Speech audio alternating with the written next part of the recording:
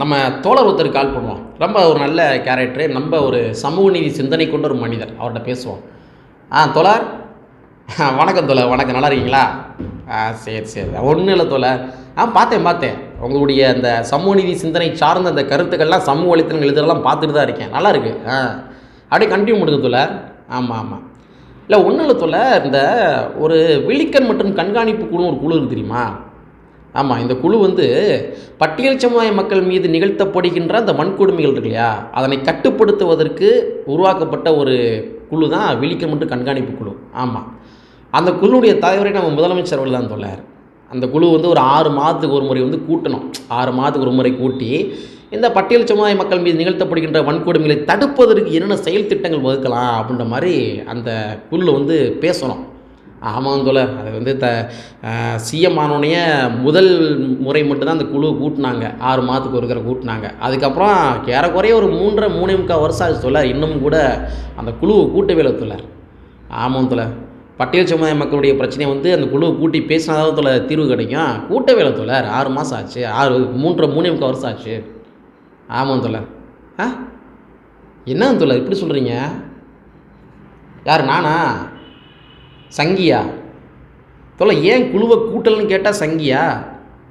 என்னங்க சமூக வலைத்தளங்கள் திறந்தால் நல்ல ஒரு கருத்தியெல்லாம் எழுதுறீங்க, ஏன் அந்த குழுவை கூட்டல்னு கேட்டால் சங்கின்றீங்க? நல்லா இருக்கு தோழர், நல்லா இருக்கு. உங்களுடைய ஃப்ரேமிங் பாலிடிக்ஸ் நல்லா இருக்குது. யாராச்சும் நான் உரிமையை கேட்டோம் அப்படின்னா சங்கின்னு முத்திரை குத்திடுவீங்க. சரி, வைங்க தோழர், வைங்க. இந்த மாதிரி தாங்க உங்களுடைய உரிமை சார்ந்த விஷயங்கள் நீங்கள் பேசுனீங்க அப்படின்னா நீங்கள் சங்கி என்று முத்திரை குத்தப்படுவீர்கள். சமூக வலைத்தளங்களில் உங்களுடைய உரிமை சார்ந்த விஷயங்களை எழுதுனீங்க அப்படின்னா நீங்கள் சங்கி என்று முத்திரை குத்தப்படுவீர்கள். இந்த ஒரு ஃப்ரேமிங் பாலிடிக்ஸ் தான் சமூக வலைத்தளங்களில் பயங்கரமாக போய்கிருக்கு. அந்த வகையில் தான் விஜய் அவர்களையும் கூட சங்கி என்று முத்திரை குத்துகின்ற ஒரு கலாச்சாரம் தற்பொழுது சமூக வலைத்தளங்களில் உருவாகி கொண்டிருக்கின்றது. நான் ஃபோனில் பேசின மாதிரி சமூக நீதி சிந்தனை கொண்ட மனிதர்களும் கூட அந்த மாதிரி வேலைலாம் பார்க்குறாங்க. அது என்ன மேட்ரு அப்படின்றத இந்த காணொலியில் உங்கள் டீட்டெயிலாக பார்த்துக்கலாம். நண்பர் அனைவருக்கும் இளம் பெருவழுதியின் இனிய வணக்கம். நாங்க இப்படி பார்த்துட்டோம். இனி ஜென்மத்துக்கு எங்களால குனிய முடியாது. அதனால நாங்க சண்டை போட போறோம். ஒன்றும் கிடையாது. இன்னைக்கு சமூக வலைத்தளங்களை திறந்தாலும் செய்தி தொலைக்காட்சியை திறந்தாலும் எங்கிட்டு பார்த்தாலுமே பிரேக்கிங் நியூஸ் என்ன அப்படின்னா, விஜய் ஆளுநர் அவர்களை சந்திக்கின்றார் அப்படின்ற மாதிரி தான். ஸோ விஜய் ஆளுநர் அவர்களை சந்திக்கின்றார் அப்படின்னா எதற்காக சந்திக்கிறார் அப்படின்றதையும் நம்ம பார்க்கணும் இல்லையா? ஆனால் சில நபர்கள் என்ன பண்ணாங்கன்னா, விஜய் ஆளுநர் அவர்களை சந்திக்கின்றார், அப்போ அதானே, அப்போ அவர் சங்கியாக தான் இருக்க முடியும். ஏன்னா ஆளுநர் கூட போய் சந்திச்சாலே சங்கி தான். ஆனால் எதற்காக போய் சந்திக்கிறாரு அப்படின்ற விஷயத்தை டிபேட்ஸ் நடத்த மாட்டானுங்க. ஏன்னா இங்கே ஒரு திட்டமிடப்பட்ட ஒரு டிபேட்ஸ் உருவாக்கப்படுகின்றது. அதுமாரி விவாதங்களை எது வரைக்கும் கொண்டு போகணுமோ அது வரைக்கும் மட்டும்தான் கொண்டு போகணும். அதனை தாண்டி விவாதங்களை கொண்டு போகக்கூடாது அப்படின்ற மாதிரி தீர்மானிக்கின்ற ஒரு மீடியா ஃப்ரேமிங் அரசியல் ஓடி இருக்குது. அதாவது விஜய் ஆளுநர் போய் சந்திக்கின்றார், அவ்வளோதான். இதுக்கு மேலே நீ விவாதம் பண்ணாத. விஜய் ஆளுநர் போய் சந்திக்கிறாரு, ஏன் சந்திக்கிறாரு அப்படின்னு சொல்லி இப்படி போகாத. விஜய் ஆளுநர் சந்திக்கிறாரு, விஜய் ஆளுநர் சந்திக்கிறனால அவர் சங்கி, இப்படி டிபேட்ஸ் நீ மாற்று அப்படின்ற மாதிரி தான் திட்டமிடப்பட்டு மாற்றுறாங்க. ஆக்சுவலாக விஜய் எதற்காக போய் ஆளுநர் சந்திக்கிறாரு? அண்ணாமலை பல்கலைக்கழகத்தில் ஒரு பெண், பாதிக்கப்பட்ட பெண் போய் பாலியல் வன்கொடுமைக்கு உள்ளாக்கப்படுகின்றார். அந்த பொண்ணு போய் எஃப்ஐஆர் கொடுக்குறாங்க. மற்றவங்க மாதிரி உள்ளே போய் சனாதன சிந்தனை மூலமாக ஆட்பட்டு, ஐயோ நமக்கு இந்த மாதிரி நடந்துருச்சு, நம்ம வெளில யார்ட்டையும் சொல்லக்கூடாது, நம்ம அடங்கி ஒடுங்கி மூலையில் உட்காந்துடணும் அப்படின்னு நினைக்காம காவல் நிலையத்தை போய் கம்ப்ளைண்ட் கொடுக்குறாங்க. இந்த மாதிரி எனக்கு பாலியல் வன்கொடுமை நிகழ்த்தப்பட்டிருக்கின்றது, அந்த குற்றவாளியை கண்டுபிடிங்க. அதே மாதிரி அந்த குற்றவாளி யார்ட்டையும் ஒரு ஆள்கிட்ட ஃபோனில் பேசுகிறான். அந்த ஃபோனில் நான் அனுப்பி விட்றேன் சார் அப்படின்னு சொல்கிறான். அப்போ அந்த சார் யாருன்றதை நீ கண்டுபிடிங்க. இதில் 3வது மனிதனுக்கும் ஒரு தொடர்பு இருக்குது, அந்த நபர் யார் அப்படின்னு கண்டுபிடிங்கன்னு சொல்லி காவல் நிலையத்தை போய் இந்த பெண் கம்ப்ளைண்ட் கொடுக்குறாங்க. அந்த கம்ப்ளைண்ட் லீக் செய்யப்படுகின்றது. அந்த கம்ப்ளைண்ட் வெளியே வருது. எஃப்ஐஆர் காப்பி வெளியில் வருது. தரவிறக்கம் பண்ண முடியாத எஃப்ஐஆர் காப்பி வெளியே வருது. அப்போ எப்படி வெளி வந்துச்சு? அப்போ ஏன் வந்துச்சு அப்படின்றது கேட்கக்கூடாது. கேட்டால் சங்கி. நீ ஏன் வந்துச்சான்னு கேட்டால் சங்கி. அந்த சார் யார் அப்படின்ற மாதிரி அந்த எஃப்ஐஆர் காப்பியில் வந்துருக்கு இல்லையா சார், அந்த சார் யார் அப்படின்ற மாதிரி நம்ம கேள்வியை உட்படுத்தணும் அப்படின்னா நீ சங்கி.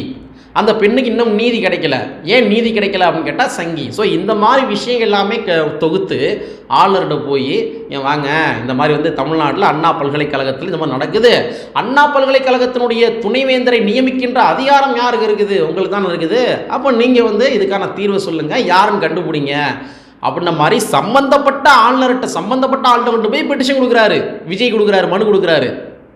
ஏங்க தமிழ்நாட்டில் நல்லா தெரிஞ்சுங்க, தமிழ்நாட்டில் இருக்கிற பல்கலைக்கழகங்கள் இருக்கு இல்லையா, அந்த பல்கலைக்கழகங்கள் எல்லாத்துலேயுமே வந்து துணைவேந்தர் பதவிகள் இருக்கும் இல்லையா, இந்த துணைவேந்தரை நியமிக்கின்ற அதிகாரம் யாருக்கு இருக்குன்னு பார்த்தோம்னா ஆளுநர் அவர்கள் தான் இருக்குது.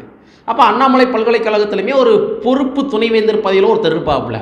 அப்போ அவரையும் நியமிக்கின்ற அதிகாரம் யார் இருக்குன்னா ஆளுநர் தான் இருக்குது. அப்போ உங்களுடைய கட்டுப்பாட்டில் இருக்கிற அண்ணாமலை பல்கலைக்கழகத்தில் இந்த மாதிரி நடக்குது, அதனால் அதற்கு நீங்கள் வந்து தீர்வை கொடுங்க, யாரும் கண்டுபிடிங்க அப்படின்னு சொல்லி ஆளுநரை போய் சந்திப்பது தானே ஒரு புரோட்டோக்கால்.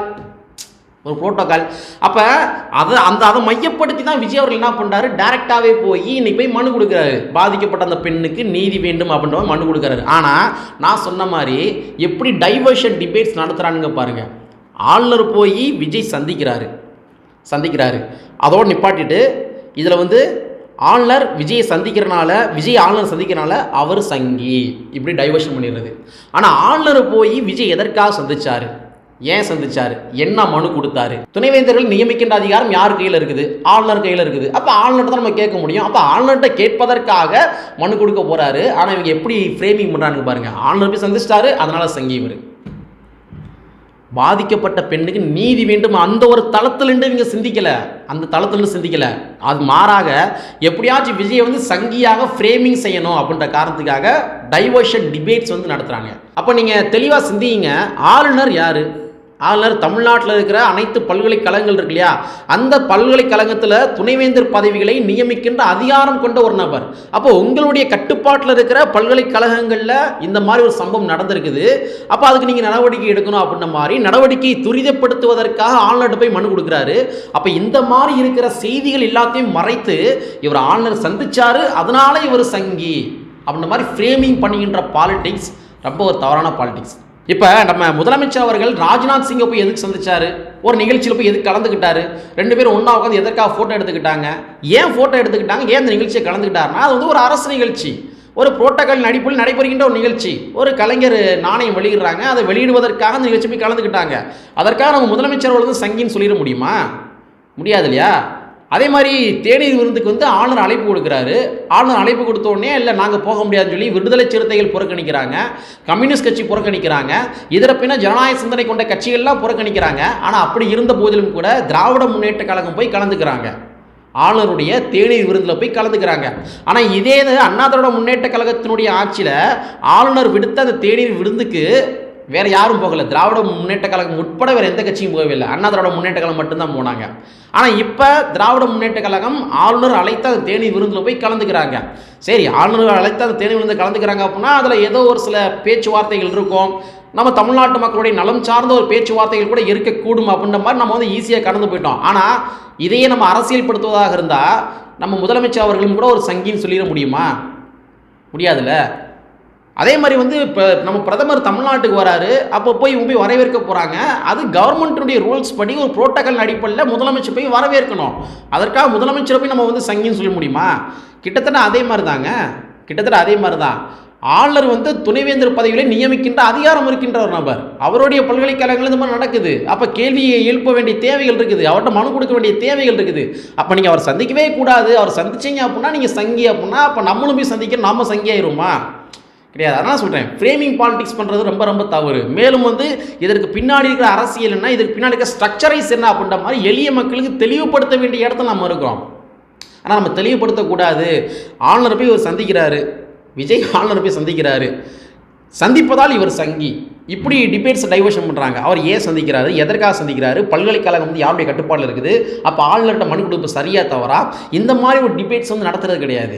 ஏன்னா அப்படி இந்த மாதிரி நடத்துனாங்க அப்படின்னா எளிய மக்கள் அரசியல் தெளிர்ச்சி அடைவாங்க இல்லையா? அரசியல் தெளிர்ச்சி அடைந்து விடக்கூடாது என்ற காரணத்துக்காக ஒரேடியாக வந்து இவர் சங்கி அப்படின்னு முத்திரை குத்துகின்ற வேலையில் நடைபெறுகின்றது. இதே தான் வேங்கை வெயில் நடைபெற்று கொண்டிருக்கின்றது.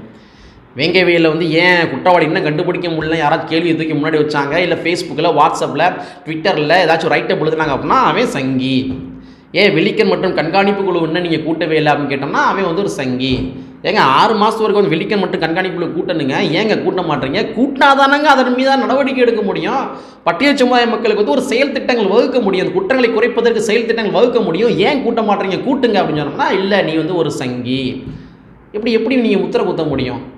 NCRB ரிப்போர்ட்டின் அடிப்படையில் வந்து நாளுக்கு நாள் ஒவ்வொரு வருஷமும் இந்த பெண்கள் மீதான வன்கொடுமைகளுடைய ரேஷியோ வந்து அதிகரிச்சுருக்கு. 2020 வந்து 3 லட்சம், 2021 3 லட்சம் குற்றங்கள், 2022 வந்து 4 லட்சம் குற்றங்கள், அந்த மாதிரி ரேஷியோ அதிகரிச்சுருக்கு. அப்போ இதனை கட்டுப்படுத்துவதற்கு வந்து நடவடிக்கை எடுங்க அப்படின்ற மாதிரி நம்ம வந்து கேட்டோம் அப்படின்னா நீங்கள் சங்கி. ஏங்க இங்கே என்ன ஒரு பண்ணுறாங்க அப்படின்னா, இன்னொன்று சொல்லி சாம்சங் தொழிலாளர் போராட்டம் அதை பற்றி பேசணும் அப்படின்னா நீ சங்கி.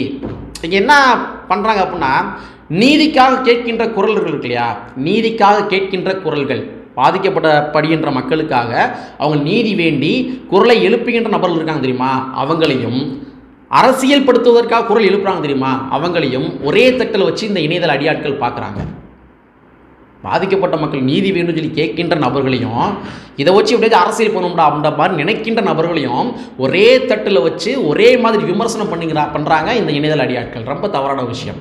நான் சொல்கிறேன் அப்படின்னா கேட்கட்டும், எதிர்கட்சியினுடைய வேலைகள் அதானே, எதிர்கட்சியுடைய வேலை அதானே, உள்ளபடியே வந்து அவங்க அரசியல் படுத்துகிறாங்க அப்படின்னா கழுவி ஊற்றுங்க. நாம் வந்து இப்போ அண்ணாமலை கழுவி ஊற்றலையா, அண்ணாமலை அரசியல் பண்ணுறாருன்னு நல்லாவே தெரியுது, அதுக்காக கழுவி ஊற்றுறோம் இல்லையா. உண்மையாகவே நியாயப்படி யார் நீதி கேட்குறாங்களோ அவங்க வந்து வரவேற்க பாருங்கள், சைலண்டாக கடந்து போங்க. அதை விட்டுட்டு வந்து 2 பேருமே சங்கீதம் அப்படின்னு முத்திரை குத்துவது என்பது ஏற்புடைய விடயங்கள் கிடையாது. உள்ளபடியே மாதிரிலாம் கிடையாது. வெறும் பேப்பரை பார்த்து செய்திகள் தெரிந்து கொள்வது என்பது மாதிரி கிடையாது. இன்றைக்கெல்லாம் டிஜிட்டல் மீடியா வந்துருச்சு.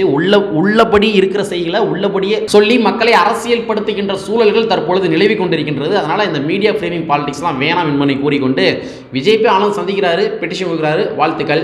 அது மூலமாக வந்து ஏதாச்சும் ஆளுநர் நடவடிக்கை எடுக்கட்டும், அந்த குற்றவாளி யாரும் கண்டுபிடிக்கணும், அந்த சார் யாரும் கண்டுபிடிக்கணும், தீர்வுகள் கிடைக்கணும், பாதிக்கப்பட்ட பெண்ணுக்கு தீர்வுகள் கிடைக்கணும் என்பதை கூறிக்கொண்டு, கற்பி ஒன்று புரட்சி செய்கிற புரட்சியாளர் வரையை கூறிக்கொண்டு நிறைவு செய்கின்றேன். நன்றி, வணக்கம்.